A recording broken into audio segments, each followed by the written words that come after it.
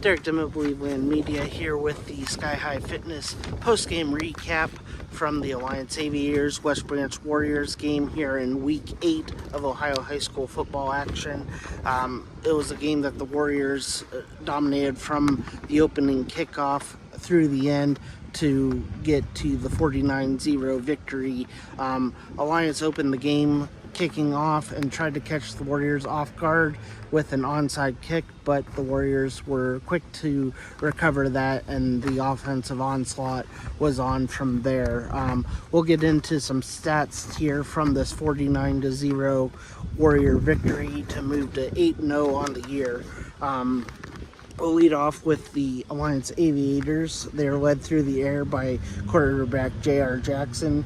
He was 8 of 22 through the air. He ended the night with 127 yards. On the ground, it was Ravon Hawkins.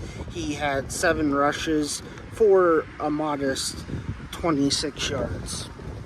Through the air, on the receiving end, it was Jaron Blair, 3 receptions for 56 yards on the night, but Blair left in the second quarter with a leg injury and was not able to return for the duration of this contest.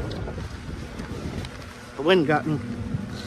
Now, flipping it over to the West Branch Warriors, who had a much better night on the offensive side in this wind. Leading the way was quarterback Jeremiah Thomas. He was 16 of 20 on the night, 177 yards and 3 touchdowns. On the ground, it was Boston Molnix. He had 113 yards on 14 carries, including 3 touchdowns, a rush of 14, 1, and capped it off in the third quarter with a 5-yard rush, the only scoring done after halftime. Through the air on the receiving end, leading the Warriors was Anthony Perry. He had 3 receptions for 54 yards, including a 27-yard reception for a touchdown and a 25-yard reception, both of those coming in the first quarter. Also on the receiving end for a touchdown was senior wide receiver Joey Jackson. He had 4 receptions for 24 yards, and his touchdown came from 8 yards out.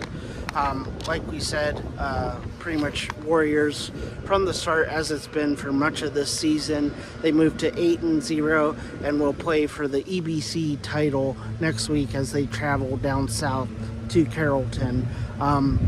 As for the Aviators, they head on the road next week to Minerva.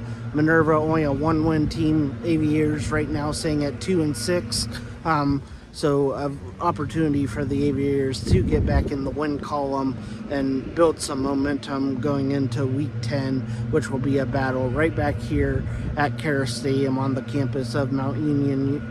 And we'll have that coverage as well. As for next week, we will have Salem Quakers at Marlington Dukes for the Sky High Fitness Game of the Week and the post-game recap as well. For Sky High Fitness and BelieveLand Media, I'm Derek Dimit.